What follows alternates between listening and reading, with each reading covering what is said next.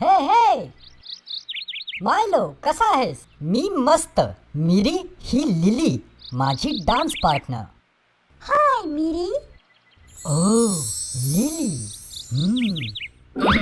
मला वाटतं आपल्याला क्लाससाठी उशीर होतोय.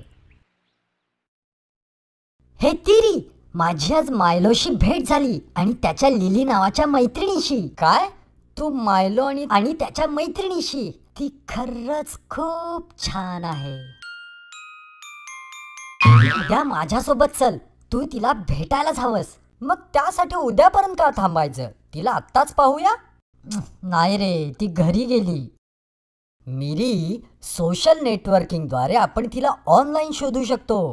खरंच? पण ती कसं? अरे, मित्रांना शोधणं म्हणजे आता एका फक्त क्लिकचंच काम आहे. कसं ते दाखवतो. मला जुन्या मित्रांशी संपर्कात राहायचं होतं, म्हणून मी स्वतःला सोशल नेटवर्किंग साईट्सवर रजिस्टर केलं, ज्यामुळे मी माझ्या सगळ्या मित्रांच्या संपर्कात राहू शकतो. रियुनिटिंग वेबसाईट्सवरती आपण आपले मित्रसुद्धा शोधू शकतो.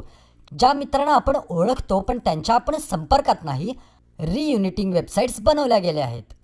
हे, पण इथं लिली नाहीये. काळजी नको करूस. आपल्याकडे इतर अनेक वेबसाईट्स आहेत, ज्या की कोणतरी कॉमन फ्रेंड असणाऱ्या परंतु एकमेकांना न ओळखणाऱ्या दोन व्यक्तींना एकत्र आणण्यासाठी तयार केल्या गेल्या आहेत.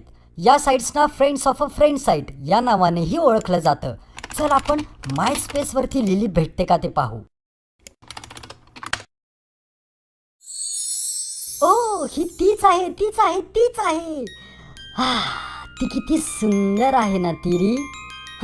मी एकटाच असेल जो की या सोशल नेटवर्किंग साईट्सवरती नाही.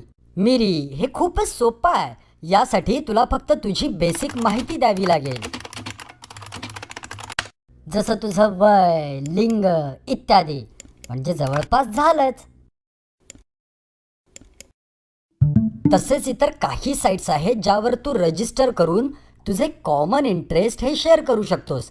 जसं मला माझ्या मित्रांसोबत फोटो शेअर करायला आवडतं, म्हणून मी फ्लिकरवरती स्वतःला रजिस्टर केलं आहे. कॉमन इंटरेस्ट किंवा छंद असणाऱ्यांना अशा वेबसाईट्स एकत्र आणतात आणि व्यावसायिक संबंध जपण्यासाठी तुम्ही लिंक्डइनचा उपयोग करू शकता. ओ, मला सांग तिरी, हे तू सगळं कधी केलंस रे?